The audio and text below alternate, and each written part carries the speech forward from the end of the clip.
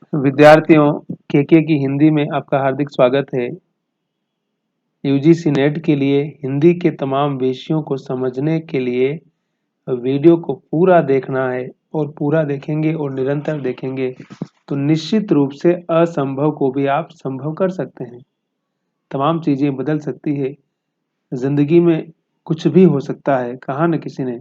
इसलिए हमेशा अड़े रहना है, हमेशा बने रहना है, हमेशा चलते रहना है और अपने आप को मोटिवेट रखना है। गिव अप नहीं करना है बल्कि संघर्ष करना है, मेहनत करना है और अपने आप को बिजी रखना है, व्यस्त रखना है। वही एकमात्र रास्ता है जो हमें बाकी जो तमाम चीज़ें हैं जो कि हमें डिस्ट्रैक्ट करती है, उनसे हम बच सकते हैं और अपने आप को अपने काम पर पूरी तरह से समर्पित भी कर सकते हैं और अपने आप को एकाग्र भी कर सकते हैं।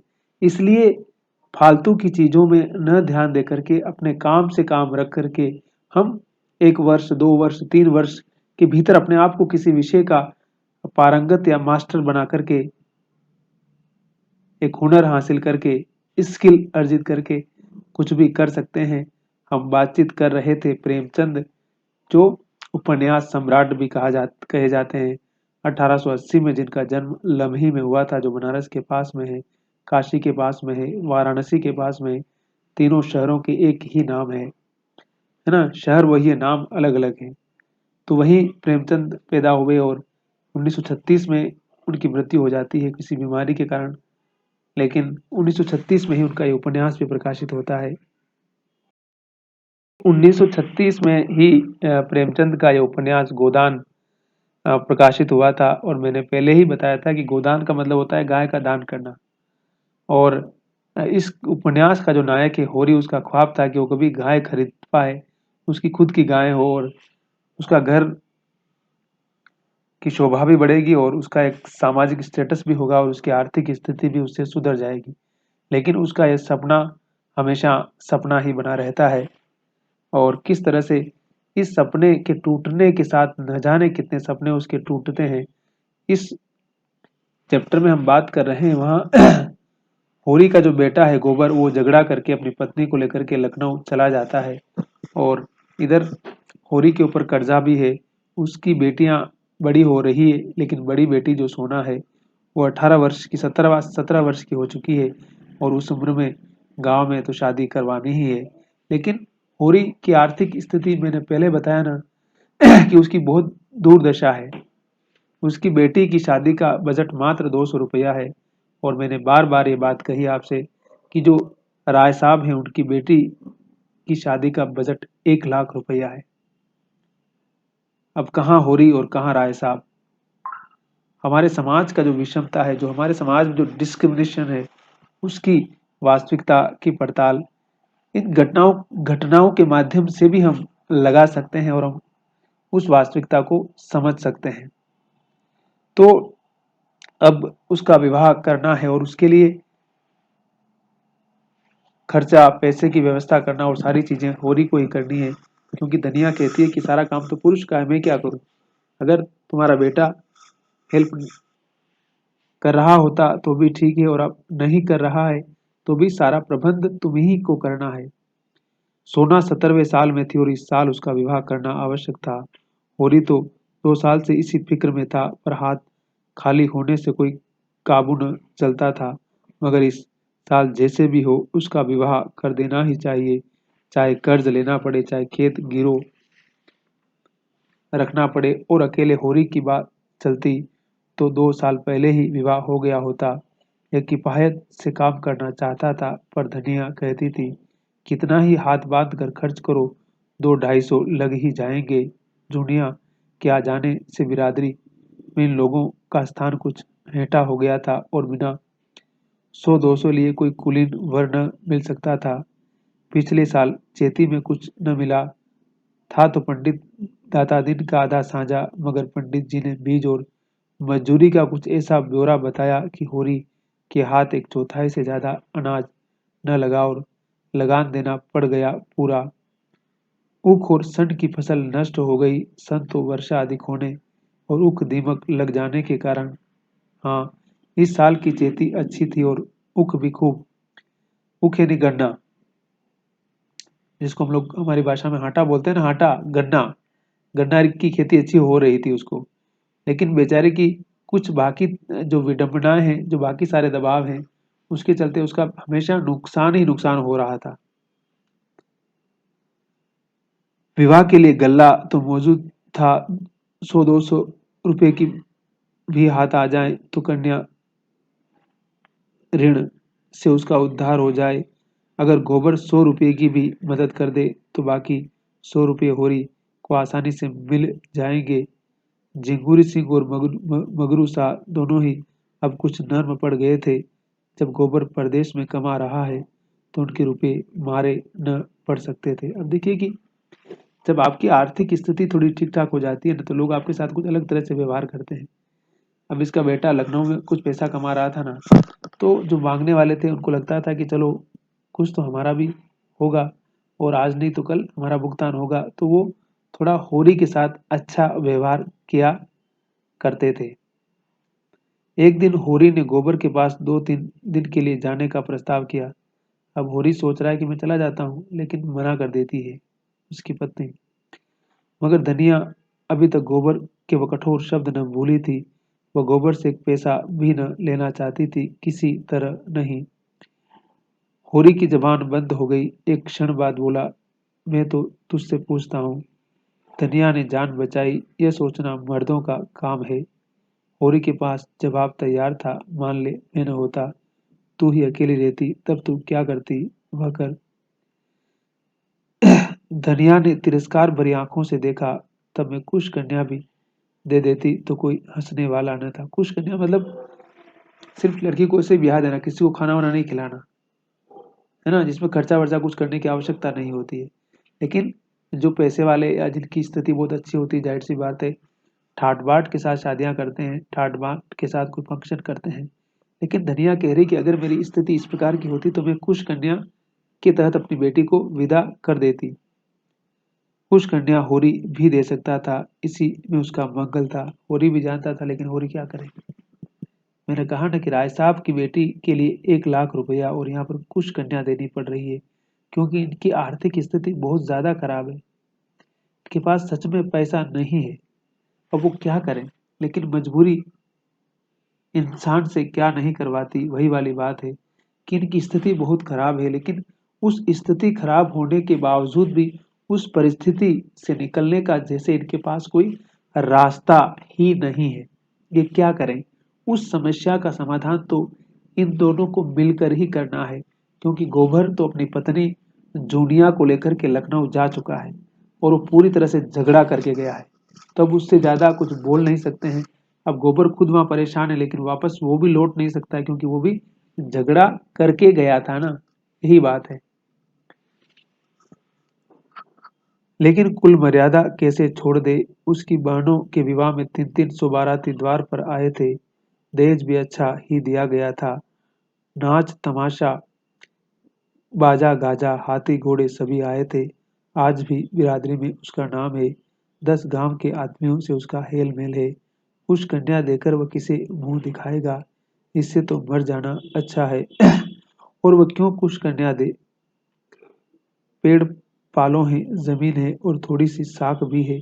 अगर वह 1 बीघा भी बेच दे तो 100 मिल जाए, लेकिन किसान के लिए जमीन जान से भी प्यारी है, कुल मर्यादा से भी प्यारी है। और कुल 3 ही बीघे तो उसके पास है। अगर 1 बीघा बेच दे तो फिर खेती कैसे करेगा। अब देखिए जमीन बेचने की बात कर रहा हूँ, उस समय जमीन का प्राइस क्या बता रहा है, 100 रुपये 1 बीघा का है। आज कितना है, 10 लाख 15 लाख रुपए तक है। और अगर कॉमर्शियल प्रॉपर्टी है शहरों में तो उसकी कीमत तो आप देख ही रहे हैं। रियल एस्टेट का बिजनेस आने के बाद तो भारत में जमीन, शहरों की जमीन और महानगरों की जमीन का दाम करोड़ों करोड़ों में चला गया है ना। तो जो 100 रुपये 1 बीघा अगर 1936 में थी, तो आज 2025 में कितना है, 15 लाख रुपए हो गई है। नॉर्मल बता रहा हूँ मैं। बाकी अलग अलग बिजनेस तरीके से देखेंगे, आर्थिक स्थिति का अगर या आर्थिक चीज़ों को आप सर्वे करेंगे, विश्लेषण करेंगे, तो बहुत सारी चीज़ें पता चलेगी कि बाजार उस जमाने का क्या था, आज का क्या है। और वो उसके पीछे एक पूरा अर्थशास्त्र है, समाजशास्त्र है, राजनीति का शास्त्र है और पूरी परंपरा है उसके पीछे। ठीक है। कई दिन इसी हेम बेस में गुजरे, होरी कुछ फैसला न कर सका। मतलब बहुत सोचता रहा वो, अंतर्द्वंद से गुजर रहा था, लेकिन कोई फाइनल डिसीजन नहीं ले पाया बेचारा कि क्या किया जाए। फिर बेटी का विवाह कैसे किया जाए, उसको इसको लेकर के कुछ पता नहीं चल रहा था। दशहरे की छुट्टियों के दिन थे। झिंगुरी, पटेश्वरी और नौखेराम तीनों ही सज्जनों के लड़के छुट्टियों में घर आए थे। तीनों अंग्रेजी पढ़ते थे। अब देखिए, जो गांव के कुलीन वर्ग के लोग और उनके बच्चे, उनकी लाइफ कितनी अलग तरह की होती है, और होरी की स्थिति या होरी के बच्चों की जिंदगी, होरी की बेटियों की जिंदगी कितनी अलग तरह की है। तो जो गांव के ये लोग हैं ना, जो झिंगुरी, पटेश्वरी, नौखेराम, इनके बच्चे शहर में पढ़ रहे हैं, उस जमाने में अंग्रेजी पढ़ रहे हैं, तो एक अलग ही रुतबा है, अलग ही उनका मजा है। तो उससे भी कि वो कहीं अपनी लड़की को वो ना कर, होता है ना भाई, कुछ परेशानी ना पैदा कर दे हमारे लिए। तो होरी को इस सारी बातों की भी चिंता लगी रहती है हमेशा। और सोना बड़ी हो चुकी थी ना, और भाई उसने भी तो अपने जीवन की अनुभूतियों को समझ लिया। यौवन का उभार हो रहा था और सारी चीजें आ रही थी, तो उसके अंदर भी तो बहुत सारी जिज्ञासाएं थी लड़की के अंदर। तो इन सारी चीजों को भी तो उसे ध्यान में रखना था। एक दिन तीनों उसी कुएं पर नहाने पहुंचे जहां होरी उख सींचने के लिए पुर चला रहा था। सोना मोट रही थी। होरी का खून आज खोल उठा। उसी सांस को वह दुलारी साहूआन के पास गया। सोचा, औरतों में दया होती है शायद, इसका दिल पसीज पसीज जाए और कम सूद पर रुपए दे दे। मगर दुलारी अपना ही रोना ले बैठी। गांव में ऐसा कोई घर न था जिस पर उसके कुछ रुपये न आते हो। यहाँ तक कि झिंगुर सिंह पर भी उसके 20 रुपये आते थे, लेकिन कोई देने का नाम न लेता था। बेचारी कहाँ से रुपए लाए। वो भी तो ब्याज का धंधा करती थी ना। अब सबको दे रखे और उसके आगे पीछे कोई है नहीं, तो लोग पैसा देने को तैयार नहीं है। अब क्या करे वो। होरी ने गिड़गिड़ा कर कहा, भाभी, बड़ा पुण्य होगा, तुम रुपये न दोगी, मेरे गले की फांसी खोल दोगी। झिंगुरी और पटेश्वरी मेरे खेतों पर दांत लगाए हुए हैं। मैं सोचता हूँ बाप दादा की यह तो निशानी है, यह निकल गई तो जाऊंगा कहाँ। एक सपूत वह होता कि घर की संपदा बढ़ाता है। मैं ऐसा सपूत हो जाऊं कि बाप दादों की कमाई पर झाड़ू फेर दूं। ठीक है। वो अपना रोना रो रहा है कि क्या करूं, मेरी स्थिति ऐसी है और मेरे पास बाप दादों की यही तो निशानी है। अब अगर ये जमीन ही बेच दूंगा तो मेरे पास क्या बचेगा। दुलारी ने कसम खाई, होरी, मैं ठाकुर जी के चरण छूकर कहती हूँ, इस समय मेरे पास कुछ नहीं है। जिसने लिया वह देता नहीं, तो मैं क्या करूं। तुम कोई गैर तो नहीं हो। सोना भी मेरी ही लड़की है, लेकिन तुम ही बताओ मैं क्या करूं। तुम्हारा ही भाई हीरा है। बेल के लिए 50 रुपए लिए, उसका तो कहीं अता पता ठिकाना नहीं। उसकी घरवाली से मांगो तो लड़ने को तैयार। शोभा ही भी देखने में बड़ा सीधा साधा है, लेकिन पैसा देना नहीं जानता। और असल बात यह है कि किसी के पास है ही नहीं, दे कहाँ से। और दुलारी भी जानती है कि सारे किसान गरीब है बेचारे, इनकी आर्थिक स्थिति बहुत अच्छी नहीं है, कहाँ से देंगे बेचारे। ये उसको भी पता है, लेकिन क्या करे वो भी। सबकी दशा देखती हूँ, इसी मारे सब्र कर जाती हूँ। लोग किसी तरह पेट पाल रहे हैं, और क्या। खेती बाड़ी बेचने की मैं सलाह न दूंगी, कुछ नहीं है, भरजाद तो है। वो कह रही है कि मुझे भी सारी दशा का पता है, और मैं तुमको खेती बाड़ी बेचने की सलाह बिल्कुल भी नहीं दूंगी। वो हमारी आइडेंटिटी का सवाल है, वो हमारी पहचान है भाई। कुछ और रास्ता ढूंढो, और कुछ और रास्ता तुम्हें खोजना होगा। फिर कान्हा फूसियों में बोली, पटेश्वरी लाला का लौंडा तुम्हारे घर की ओर बहुत चक्कर लगाया करता है। तीनों का वही हाल है। इनसे चौकस रहना, ये शहरी हो गए हैं। गांव का भाईचारा क्या समझे। लड़के गांव में भी है, मगर इनमें कुछ लिहाज है, कुछ अदब है, कुछ डर है। ये सब तो छूटे सांड है। मेरी कौशल्या ससुराल से आई थी, मैंने सबों से ढंग देकर उसके ससुराल को बुलाकर विदा कर दिया, ससुर को बुलाकर विदा कर दिया। कोई कहाँ तक पहरा दे। अब क्या करी वो, उसको भी समझा रही है कि क्या करें। तो यही वो भी होरी को समझा रही है कि अपनी बेटी का ध्यान रखना और जितना जल्दी हो उतना जल्दी आप उसका विवाह करवा दीजिए।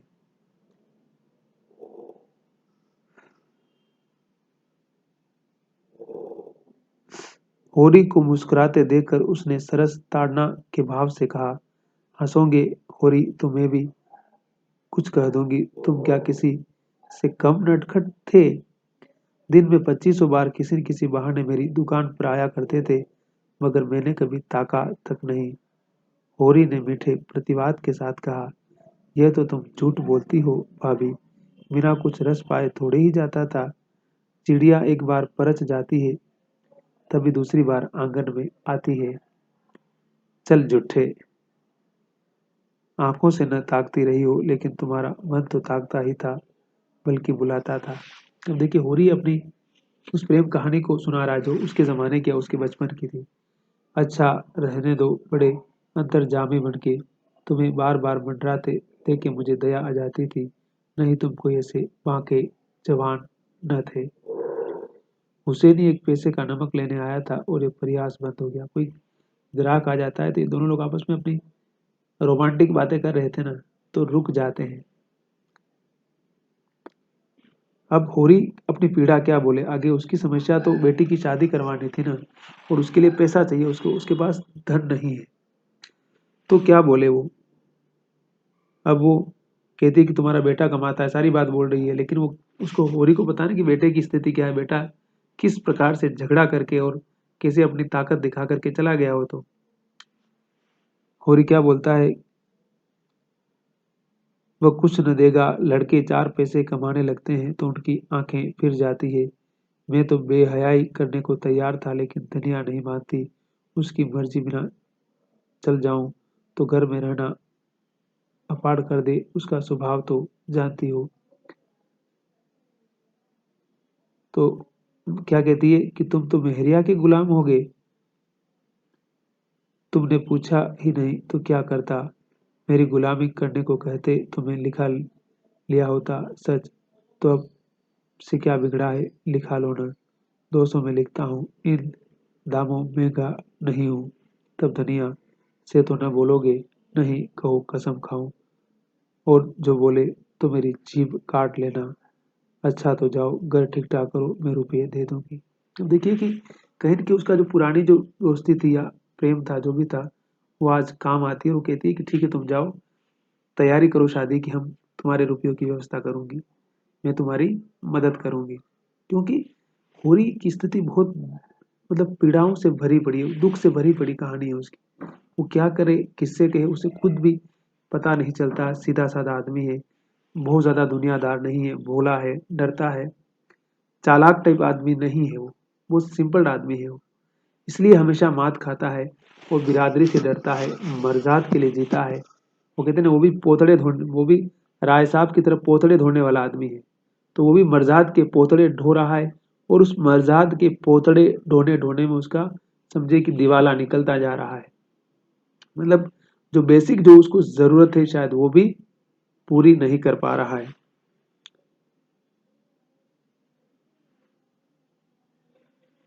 होरी ने सजल नेत्रों से दुलारे के पांव पकड़ लिए, भावावेश में मुंह बंद हो गया। वो कहती है कि तुम ऐसा मत करो, तुम्हें ऐसा कुछ भी करने की जरूरत नहीं है।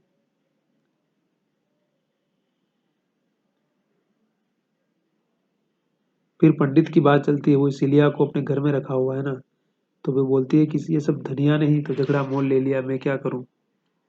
सुना है पंडित काशी गए हैं, वहां एक बड़ा नामी विद्वान पंडित है, वह 500 मांगता है तब परासित कराएगा। भला पूछो, ऐसा अंधेर कहीं हुआ है? जब धर्म भ्रष्ट हो गया है तो एक नहीं 1000 परासित करो, इससे क्या होता है? तुम्हारे हाथ का छुआ पानी कोई न पिएगा, चाहे जितना पराश्चित करो। होरी यहाँ से घर चला तो उसका दिल उछल रहा था, है ना। अब खुश हो गया ना भाई, उसका जो काम था हो गया, क्योंकि उसे पैसों की आवश्यकता थी और उसके लिए वो किसी दर दर की ठोकरें खा रहा था, भटक रहा था कि कौन मेरी मदद कर सकता है। और सावाइन उसकी मदद करती है तो उसका दिल एकदम अंदर से बाग बाग हो जाता है, वो खुश हो जाता है।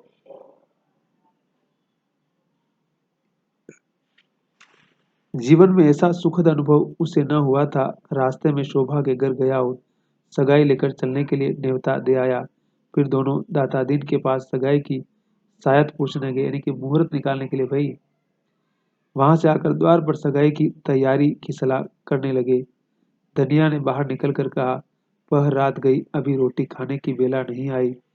खाकर बैठो, गप्पड़ चोत करने को तो सारी रात पड़ी है। होरी ने उसे भी परामर्श में शरीक होने का अनुरोध करते हुए कहा, इसी सालग में लगन ठीक हुआ है। बता क्या क्या सामान लाना चाहिए, मुझे तो कुछ मालूम नहीं। जब कुछ मालूम ही नहीं तो सलाह करने क्या बैठे हो। रुपये पैसे का डोल भी हुआ कि मन में मिठाई खा रहे हो। होरी ने गर्व से कहा, तुझे इससे क्या मतलब। तू इतना बता दे क्या क्या सामान लाना होगा। तो मैं ऐसी मन की मिठाई नहीं खाती। तू इतना बता दे कि हमारी बहनों के ब्याह में क्या क्या सामान आया था। पहले ये बता दो, रुपये मिल गए। हाँ मिल गए। और नहीं, क्या भांग खाई है। तो पहले चलकर खा लो, फिर सलाह करेंगे। मगर जब उसने सुना कि दुलारी से बातचीत हुई है तो नाक सिकोड़ कर बोली, उससे रुपये लेकर आज तक कोई उरी न हुआ है। चुड़ैल कितना कसकर सूद लेती है, लेकिन करता क्या, दूसरा देता कौन है। ये क्यों नहीं कहते कि इसी बहाने तो गाल हंसने बोलने गया था, बूढ़े हो गए पर यह बाढ़ न गई। तू तो धनिया कभी कभी बच्चों की सी बातें करने लगती है। मेरे जैसे फटे हालों से वह हंस बोलेगी, सीधे मुंह बात तो करती नहीं। तुम जैसे को छोड़कर उसके पास और जाएगा ही कौन। अब देखिए दोनों पति पत्नी अपना राग लाप रहे, अपनी बातें कर रहे हैं। अच्छा तुम मुझसे थोड़ी बातें करने के लिए गए थे, बस तुम्हें तो क्या मतलब है, तुम्हें बाकी चीजों से कोई मतलब नहीं है, ये सब कह रही है। तो दोनों की आपसी बातचीत भी चल रही है और रुपये पैसों के बंदोबस्त की बातचीत भी चल रही है, और लड़की की शादी की तैयारियां किस प्रकार से की जाए, क्या सामान लाना है क्या नहीं करना, वो सब चल रहा है। होरी रोटी खाने गया और शोभा अपने घर चला गया तो सोना सिलिया के साथ बाहर निकली। वह द्वार पर खड़ी सारी बातें सुन रही थी। उसकी सगाई के लिए 200 रुपये दुलारी से उधार लिए जा रहे हैं। अब देखिए कि बेटी भी तो बड़ी हो गई है ना, वो समझती है कि मेरे पिता के पास पहले से तो कुछ भी नहीं है और फिर कर्जा लेकर के मेरी शादी करवा रहे हो। तो उसके बाद क्या करेंगे ये लोग, मेरे जाने के बाद इनकी क्या दुर्दशा होगी। और अभी तो मेरी एक और बहन है, उसकी भी शादी करवानी है। तब तक तो हमारे माँ बाप अगर बिक भी जाएंगे तो भी इनके पास कुछ नहीं रहेगा। और भैया तो चले गए हैं भाभी को लेकर, उन्हें तो हमारे घर से जैसे कोई मतलब ही नहीं है।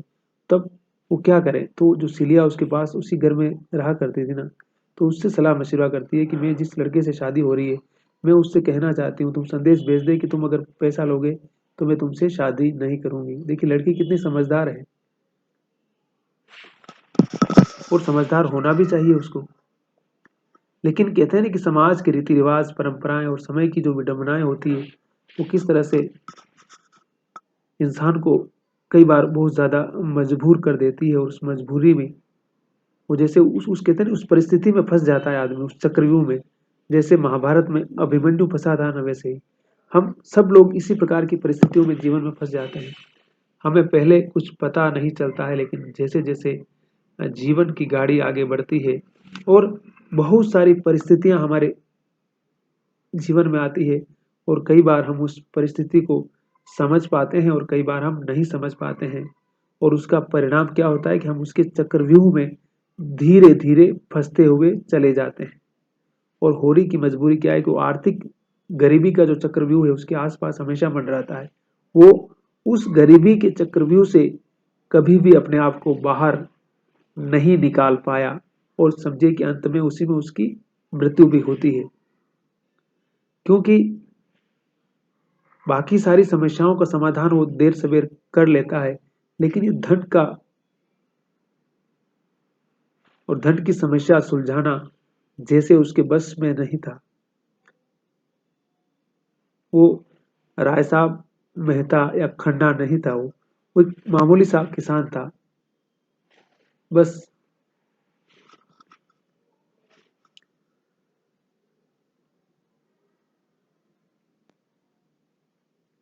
सोना बोली, तूने कुछ सुना। दादा सौवर्ण से मेरी सगाई के लिए 200 रुपये उधार ले रहे हैं। सिलिया घर का रत्ती रत्ती हाल जानती थी। बोली, घर में पैसा नहीं है तो क्या करें? सोना के सामने काले वृक्षों की ओर ताकते हुए कहा, मैं ऐसा नहीं करना चाहती जिससे माँ बाप को कर्ज लेना पड़े। कहाँ से देंगे बेचारे, बता। पहले ही कर्ज के बोझ में दबे हुए हैं, 200 और ले लेंगे तो बोझ और भारी होगा कि नहीं। बिना दान दहेज के बड़े आदमियों का कहीं ब्याह होता है? बिना दहेज के कोई बूढ़ा ठेला ही मिलेगा। जाएगी बूढ़े के साथ क्यों जाऊं? भैया बूढ़े थे तो जूनिया को ले आए। उन्हें किसने के पैसे रोज दहेज में दिए थे? उसमें माँ बाप का नाम डूबता है। मैं तो सोनारी वालों से कह दूंगी, अगर तुमने एक पैसा भी दहेज में लिया तो मैं तुमसे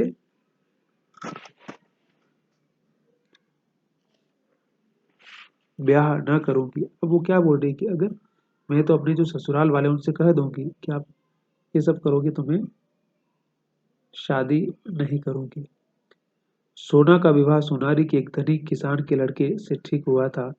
और जो वह कह दे कि मैं क्या करूं, तुम्हारे बाप देते हैं, मेरे बाप लेते हैं, इसमें मेरा क्या अख्तियार। सोना ने जिस अस्त्र को रामबाण समझा था अब मालूम हुआ कि वह बांस का कैन है। हताश होकर बोली, मैं एक बार उससे कह के देख लेना चाहती हूँ। अगर उससे कह दिया मेरा कोई अख्तियार नहीं तो क्या, गोमती यहाँ से बहुत दूर है, डूब मरूंगी। अब देखिए कि कह रही कि मैं गोमती नदी में डूब मरूंगी। लखनऊ के पास ही तो बहती है गोमती नदी। ये कहानी वहीं की ऐसी हमारी की कहानी है ना। बेलायुर से हमारी दो ही गांव है ना। तो वो कहती है कि फिर इससे बढ़िया कि मेरा मर जाना है, ठीक है। फिर अगर मेरे साथ कोई नहीं है, मेरे माँ बाप को बचाने के लिए कोई नहीं है, और मेरे कारण अगर मेरे माँ बाप की बलि होती, उससे बढ़िया कि मेरी बलि हो जाए। उससे हमारे माँ बाप तो बच जाएंगे कम से कम। माँ बाप ने भर भर के पाला पोसा, उसका बदला क्या यही है कि उनके घर से जाने लगूं तो उन्हीं को कर्जे से लाद जाऊं। माँ बाप को भगवान ने दिया हो तो खुशी से जितना चाहे लड़की को दे, मैं मना नहीं करती। लेकिन जब वह पैसे पैसे को तंग हो रहे हैं, आज महाजन नालिश करके कि लाल करा ले तो कल मंजूरी करनी पड़ेगी। तो कन्या का धर्म यही है कि डूब मरे। घर की जमीन जायदाद तो बच जाएगी, रोटी का सहारा तो रह जाएगा। माँ बाप 4 दिन मेरे नाम को रोकर संतोष कर लेंगे। यह तो न होगा कि मेरा ब्याह करके उन्हें जन्म भर रोना पड़े। 3-4 साल में 200 के दुगने हो जाएंगे। दादा कहाँ से लाकर देंगे? देखिए लड़की बिल्कुल समझदारी की बात कर रही है कि अगर हमारे पिता के पास पैसा नहीं है तो फिर वो कहाँ से ला के देंगे। और उनकी आर्थिक स्थिति तो वैसे ही बहुत बुरी है। और अभी 200 लिए और 4-5 साल तक रहेंगे पैसे और डबल हो जाएंगे, फिर ये कहाँ से ला के देंगे। और ये सब क्या है, जीवन की विडंबनाएं किस प्रकार की है। सिलिया को जान पड़ा जैसे उसकी आंखों में नई ज्योति आ गई। आवेश में सोना की छाती से लगाकर बोली, तूने इतनी अक्ल कहाँ से सीख ली? सोना, देखने में तो तू बड़ी भोली भाली है। क्या बोल रही है कि तू तो बड़ी सीधी है, लेकिन तू इतनी अच्छी बातें कैसे कर रही है? अब देखिए कि सिलिया तो बेचारी वो भी दुख की मारी है।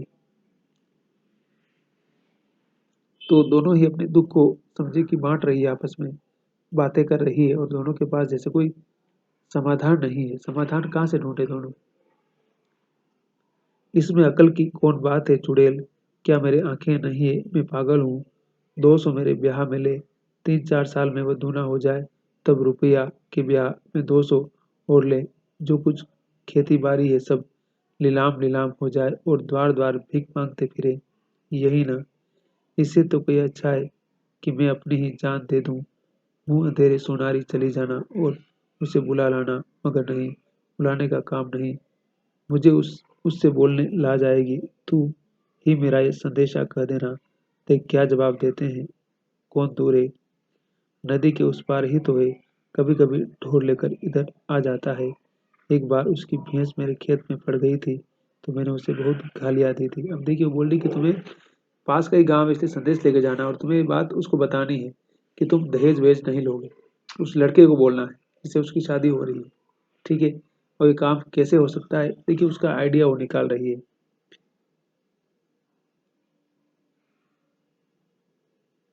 सिलिया ने हिकारत के साथ कहा, बिरादरी में क्यों न लेंगे। हाँ, बूढ़ा रुपये नहीं खर्च करना चाहता, इसको पैसा मिल जाए तो झूठी गंगा उठा ले। लड़का आजकल बाहर उसारे में टिकट लगाता है।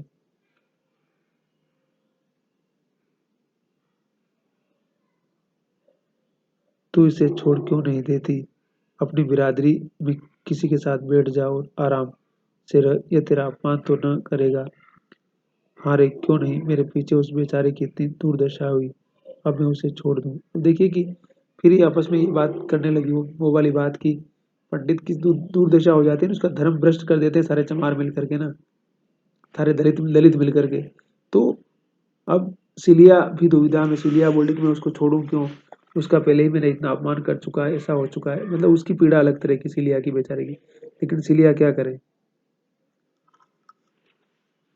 प्रातःकाल सिलिया सोनारी की ओर चली, लेकिन होरी ने रोक दिया। धनिया के सिर में दर्द था, उसकी जगह क्यारियों को मतलब पानी करना था, खेत में काम करना था ना, पानी चलाना था। सिलिया इनकार न कर सकी। यहाँ से जब दोपहर की छुट्टी मिली तो वह सोनारी चली। अब उसको समय कहाँ मिलता, उसको सोना का काम भी तो करना था ना भाई। तो वो दोपहर में चुपचाप चली जाती है। इधर तीसरे पहर होरी फिर कुएं पर चला तो सिलिया का पता न था। बिगड़ कर बोला, सिलिया कहाँ उड़ गई रहती है, न जाने किधर चल देती है, जैसे किसी काम में जी ही नहीं लगता। तू जानती है सोना कहाँ गई है। सोना ने बहाना किया, मुझे तो कुछ मालूम नहीं, कहती थी धोबिन के घर कपड़े लेने जाना है, वहीं चली गई होगी। धनिया ने खाट से उठकर कहा, चलो मैं क्यारी पुराई देती हूँ, कौन उसे मजदूरी देते हो जो बिगड़ रहे हो। हमारे घर में रहते नहीं है, उसके पीछे सारे गांव में बदनाम नहीं हो रहे हैं। अच्छा रहने दो, एक कोने में पड़ी हुई है, तो उससे किराया लोगे। बस वहां बेटे दोनों बाप बेटे दोनों बातचीत कर रहे हैं। और वो सोनारी चली जाती है। उसको सिलिया को काम बोला था ना सोना ने, कि उस मेरे हस्बैंड से, जो होने वाला हस्बैंड है, उससे मिल के बात करना है कि तुम दहेज नहीं लोगे, क्योंकि मेरे बापू की स्थिति बहुत बुरी है और भी बुरी हो जाएगी। और वो सिलिया बेचारी जाती है, पता करके आती है। पूर चलने लगा, यानी कि हवा चलने लग गई। धनिया को होरी ने न आने दिया। रूपा क्यारी बराती थी और सोना मोट ले रही थी। रूपा गिल्ली मिट्टी के चूल्हे और बर्तन बना रही थी। देखो दोनों बच्चे खेल रहे थे और सारा कुछ चल रहा है इनका। अब लेकिन इसका मन बेचैन था कि सिलिया को इतना समय हो गया और अभी तक वो आई क्यों नहीं है। सिलिया आई जरूर, पर कुएं पर न आकर खेत में क्यारी बराने लगी। डर रही थी, होरी पूछेंगे कहाँ गई। अब तक तो क्या जवाब देगी। सोना ने यह 2 घंटे का समय बड़ी मुश्किल से काटा। उड़ छूटते ही वह भागी हुई सिलिया के पास पहुंची। वहां जाकर तुम मर गई थी क्या। ताकते ताकते आंखें फूट गई। सिलिया को बुरा लगा, तो क्या मैं वहीं सोती थी। इस तरह की बातचीत राह चलते थोड़े ही हो जाती है, अवसर देखना पड़ता है। मथुरा नदी की ओर ढोर चराने गए थे, खोजती खोजती उनके पास गई और तेरा संदेशा कहा। ऐसा प्रसन्न हुआ कि तुझसे क्या कहूँ। मेरे पाँव पर बोली, कि मतलब बहुत खुश हो गया वो तो, कि कितनी अच्छी बात करने के लिए आई लड़की। गिर पड़ा और बोला, सिलो मैंने जब से सुना है कि सोना मेरे घर में आ रही है, तब से आंखों की नींद हर गई है। उसकी वह गालियां मुझे फल गई है, लेकिन काका को क्या करूं, वह किसी की नहीं सुनते। सोना ने टोका। तो न सुने, सोना बेजिद्दी है। ठीक है। अब सारा कुछ होता डिसाइड ही है, और किस प्रकार से वो सारा संदेश लेकर के उसका आती है बेचारी से लिया। उसके बाद क्या होता है, बस उसी क्षण ढोरों को वहीं छोड़ मुझे लिए हुए गोरी महतो के पास गया, उसके बाप के पास ले जाता है इसको। महतों के 4 पुर चलते हैं, कुआ भी उन्हीं का है, 10 बीघे का उख है। महतों को देख के मुझे हंसी आ गई, जैसे कोई घसियारा हो। मतलब बहुत ही खराब कपड़ा पहना, भिखारी की तरह लग रहा था। मतलब पैसा बहुत था, लेकिन रहने का ढंग नहीं था। जिंदगी अच्छा कैसे जी सकते हैं, उसका सलीका उसको नहीं था। हाँ, बली है भाग का बली, यानी भाग्य बड़ा अच्छा है उसका। बाप बेटे में खून खूब कहा सुनी हुई, मतलब दोनों में बहस हो गई। बाप कहता है कि मैं दहेज लूंगा और बेटा कहता है कि मुझे दहेज दहेज नहीं लेना है। गौरी महतो कहते थे, तुझसे क्या मतलब, मैं चाहे कुछ लूं या न लूं, तू कौन होता है बोलने वाला। मथुरा कहता था, तुमको लेना देना है तो मेरा ब्याह मत करो, मैं अपना ब्याह जैसे चाहूंगा कर लूंगा। बात बढ़ गई और गौरी महतो ने पनियों, मतलब जूतियां उतार कर उसको खूब पिटाई की बेचारे की। मतलब वो समय था ना कि मतलब घर में होता ना कि परिवार में पिता की ही चलती थी, यानी कि मतलब जो सीनियर सदस्य उन्हीं की हमेशा चला करती थी और निर्णय वही लिया करते थे। आज का जमाना बहुत बदल चुका है और मतलब गाँव में तो अभी भी बहुत सारी चीजें नहीं बदली, लेकिन बहुत कुछ बदल गई है। अब उतनी सारी नैतिकताएं नहीं है और मतलब बच्चे भी खुलकर बातचीत करते हैं, माँ बाप भी खुलकर बातचीत करते हैं, तो बहुत सारी जो कहते हैं ना कि मतलब शक किया जो एक दीवार होती है, कहे अनकहे कि वो जैसे धीरे धीरे खत्म हो रही है। और उसके खत्म होने के कारण भी बहुत सारी चीजें बदल रही है और उनका बदलना बहुत ज्यादा जरूरी है। ठीक है, तो ये सारी बातचीत होती, दोनों में झगड़ जाते हैं, लेकिन लड़का तो कहता है कि मुझे वही चाहिए बस। सोना ने सजल नेत्रों से पूछा, वह तो इतनी ही बात पर उन्हें मारने लगे। सिलिया ने यह बात छिपा रखी थी, ऐसी अपमान की बात सोना के कानों में न डालना चाहती थी, पर वह सुनकर स्वयं न रह सकी, बोली, वही गोबर भैया वाली बात थी। महतो ने कहा, आदमी झूठा नहीं खाता, जब मीठा हो कलंक चांदी सही धुलता है। इस पर मथुरा बोला, काका कौन घर कलंक से बचा हुआ है। मतलब क्या बोला कि जो गोबर जो था ना, जो दुनिया से जबरदस्ती, मतलब शादी, मतलब अगर शादी के सब कुछ किया ना वो, भाई शादी अगर की उसकी जुनिया गर्भवती हो जाती है और घर ले आता फिर, तो उसका विवाह उस तरह से हो गया और जुनिया तो विधवा थी पहले से ना। ठीक है, तो इसका बाप भी कहता है कि उसके घर पर कलंक लगा हुआ है, इसलिए कलंक तो पैसा देने से ही मिट सकता है। देखिए पैसे में कितनी ताकत होती है, दुनिया पैसे को किस तरह से तोलती है, कैसे समझती है, आप उसका अंदाज लगा लीजिए। वो बरजात भी है, वो आपका सामाजिक अस्तित्व भी है, वो आपकी आर्थिक संपन्नता भी है, वो आपके तमाम पापों को धोने का साधन भी है। कार्ल मार्क्स ने कहा ना कि आपकी आर्थिक स्थिति ही आपकी सामाजिक स्थिति को तय करती है, कि आप आर्थिक रूप से संपन्न कितने हैं। उसी हिसाब से दुनिया आपको सम्मान देती है, आपको नमस्कार करती है, आपकी इज्जत करती है, आपके नाम के पीछे जी लगाती है और आपसे मिलने भी आती है, आपको फोन भी करती है और आपको तमाम तरह के प्रोग्राम में बुलाया जाता है, सबसे बीच में बैठाया जाता है। वो सारी चीजें की जाती है, लेकिन उसके लिए जरूरी है कि आपके पास पैसा होना चाहिए।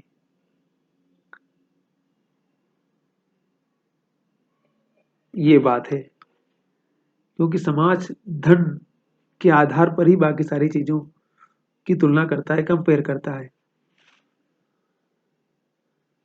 ये बात हो गई। दोनों घर चली। सोना के सिर पर चरसा रस्सा और जुए का भारी बोझ था, पर इस समय वह उसे फूल से भी हल्का लग रहा था।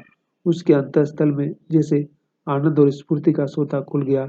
मथुरा की वह वीर मूर्ति सामने खड़ी थी और वह जैसे उसे अपने हृदय में बैठाकर उसके चरण आंसू से पखार रही थी, जैसे आकाश की देवियां उसे गोद में उठाए आकाश में छाई हुई लालिमा लिए चली जा रही हो। उसी रात को सोना को बड़े जोर का ज्वर चढ़ गया। तीसरे दिन गौरी महतो ने नाई के हाथ यह पत्र भेजा था। देखिए कि बुखार भी आ गया बेचारी को, संदेशा भी आ जाता है। सरस्वती श्री सर्वोत्तमा जोग श्री होरी महतो को गौरी राम का राम राम हंसता। आगे जो हम लोगों में दहेज की बातचीत हुई थी उस पर हमने शांत मन से विचार किया। समझ में आया कि लेन देन में वर के और कन्या दोनों ही के घर वालों वाले जेरबार होते हैं। जब हमारा तुम्हारा संबंध हो गया तो हमें ऐसा व्यवहार करना चाहिए कि किसी को न करे। तुम दान दहेज की कोई फिक्र मत करना, हम तुमको सौगंध देते हैं, जो कुछ मोटा महीन झूरे बारातियों को खिला देना, हम वह भी मान लेंगे। रसद का इंतजाम हमने कर लिया है। हाँ, तुम खुशी खुशी कुर्रामी से हमारी जो खातिर करोगे वह सिर झुकाकर स्वीकार करेंगे। देखिए कितना अच्छा, लड़की का कितना प्रभाव पड़ा कि उसका खुद का मन बदल गया और उसने चिट्ठी लिखी कि हमें कुछ भी नहीं चाहिए, बस आप जो खिलाओगे उसी में चलाएंगे, जो बाराती आएंगे और कुछ खा जो आपके पास उपलब्ध है खाना खिला देना बस, और बाकी हमें कुछ भी नहीं चाहिए। होरी ने पत्र पढ़ा और दौड़े हुए भीतर जाकर धनिया को सुनाया। होरी भी खुश हो गया क्योंकि वो भी तो चाहता था कि उसके पास पैसा नहीं है, लेकिन धनिया अड़ जाती है, क्या करे बस। मगर धनिया किसी विचार में डूबी हुई बैठी रही। एक क्षण के बाद बोली, ये गोरी महतो की बलमनसी है, लेकिन हमें भी तो अपने मर्जाद का निर्वाह करना है। संसार क्या कहेगा, रुपया हाथ का मेल है, उसके लिए कुल मर्जाद नहीं छोड़ा जाता। जो कुछ हमसे हो सकेगा देंगे और गोरी महतो को लेना पड़ेगा। तुम यही जवाब लिख दो, माँ बाप की कमाई में क्या लड़की का कोई हक नहीं है? नहीं लिखना क्या है, चलो मैं नाई से संदेश कहलवाए देती हूँ। अब वो क्या कह रही है कि ठीक है उनकी बात सही है, लेकिन माँ बाप की प्रॉपर्टी में बच्ची का भी तो हक है ना, और अगर तुम नहीं लिख सकते हो तो मैं नाई के हाथों से संदेश भिजवा देती हूँ, संदेश जा करके उनको बता देंगे।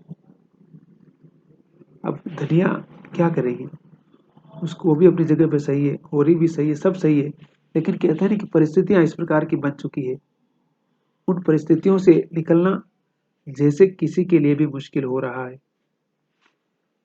होरी हद बुद्धि सा आंगन में खड़ा था और धनिया उस उदारता की प्रतिक्रिया में जो गोरी महतो की सज्जनता ने जगा दी थी संदेश कह रही थी। फिर उसने नाई को रस पिलाया और विदाई देकर विदा किया। वह चला गया तो होरी ने कहा, यह तूने क्या कर डाला धनिया, तेरा मिजाज आज तक मेरी समझ में न आया। तो आगे भी चलती है और पीछे भी चलती है। पहले तो इस बात पर लड़ रही थी कि किसी से पैसा कर्ज मत लो, कुछ देने दिलाने का काम नहीं है, और जब भगवान ने घोरी के भीतर बैठकर ये पत्र लिखवाया तो तूने कुल मर्जाद का राग छोड़ दिया। तेरा भरम तेरा मरम भगवान ही जाने। क्या बोल रहा है कि तुम्हारा तुम्हारा मन भगवान ही जाने, जैसे खन्ना बोलता है ना मालती के बारे में कि तुम्हें इस की औरत को सिर्फ भगवान ही समझ सकता है, वैसी ही बात होरी भी अपनी पत्नी धनिया के बारे में धनिया से ही बोल रहा है कि बस तुम्हारे मन में क्या चलता है मुझे कुछ भी समझ में नहीं आता है, तुम कब क्या सोचती हो और कहा मुझे ला करके दुविधा में खड़ा कर देती हो, मुझे तो खुद भी कुछ भी पता नहीं चल रहा है।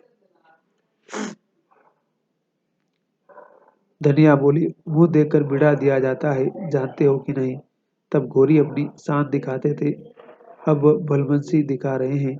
ईंट का जवाब चाहे पत्थर हो, लेकिन सलाम का जवाब तो गाली नहीं है। होरी ने नाक सिकोड़ कर कहा, तो दिखा अपनी भलमनसी, देखिए कहाँ से रुपये लाती है। धनिया ने आंखें चमका कर बोली, रुपया लाना मेरा काम नहीं, तुम्हारा काम है। मैं तो दुलारी से ही लूंगा, ले लो उसी से, सूद तो सभी लेंगे। जब डूबना ही है तो हो तालाब और गंगा क्या। होरी बाहर आकर चिलम पीने लगा। कितने मजे से गला छूट जाता था, लेकिन धनिया जब जान छोड़े तब तो जब देखो उल्टी ही चलती है, इसे जैसे कोई भूत सवार हो जाता है। घर की दशा देखकर भी इसकी आंखें नहीं खुलती। ठीक है, ये चैप्टर यहीं समाप्त हो जाता है। मतलब सब जानते हैं होरी की आर्थिक स्थिति इतनी बुरी है, उसको पता है, लेकिन वो बोल रहा क्या करें। और धनिया सब कुछ जानती है फिर भी बोल रहा है कि धनिया घर की दशा क्यों नहीं देख रही है। मैंने कहा ना कि होरी की सबसे बड़ी समस्या आर्थिक, यानी कि उसके पास पैसा नहीं है, धन नहीं है बस। बाकी मर्जाद है, बहुत अच्छा इंसान है, सब कुछ है, गांव में इज्जत है। अगर उसके पास पैसा होता ना तो बड़ी शान की जिंदगी जी रहा होता और न जाने कितने लोगों की मदद कर रहा होता अपनी तरफ से वो, और अपने बच्चों की जिंदगी को भी जिस प्रकार की जिंदगी बनाना चाहता था बना सकता था, और घर में गाय भी होती, भैंस भी होती, सब कुछ होता। लेकिन देखिए वक्त की विडंबना कि उसकी आर्थिक स्थिति ही उसकी सबसे बड़ी समस्या बनती है, और उसके पास कोई भी समाधान नहीं है। वो हर दिन कर्ज में डूबता ही जा रहा है। आपने पूरा वीडियो देखा उसके लिए बहुत बहुत शुक्रिया। लाइक कीजिए, सब्सक्राइब कीजिए, शेयर कीजिए और सुनिए बार बार। आपकी समझ बनेगी। और मैंने कहा ना कि नेवर गिव अप नहीं करना है, हार नहीं मानना है, आगे बढ़ते जाना है, ठीक है। और अपने आप को पॉजिटिव रखना है, और जीवन की वास्तविकता के बीच एक तारतम्य बना के रखना है। अपने आप को गुमसुम नहीं करना है, दुनिया से काटना नहीं है, खेलना भी है, कूदना भी है, मस्ती भी करना है, सब कुछ करना है, मन लगाकर पढ़ना भी है, फिल्म भी देखने जाना है, लेकिन गलत काम नहीं करना है, बस इतना ध्यान रखिए। और नशे वशे के चक्कर में नहीं पड़ना, गांजा वाजा इस प्रकार के नशे, चरस के नशे, इस प्रकार की दोस्ती, इस प्रकार की चीजों से दूर रहेंगे तो जिंदगी में आगे भी और पीछे भी पछताना नहीं पड़ेगा। और be proud ourselves every time, be happy and be hardworking and go ahead, something waiting for you। और जिंदगी में कुछ भी हो सकता है, जिंदगी में कुछ भी हो सकता है, ठीक है। बहुत बहुत शुक्रिया।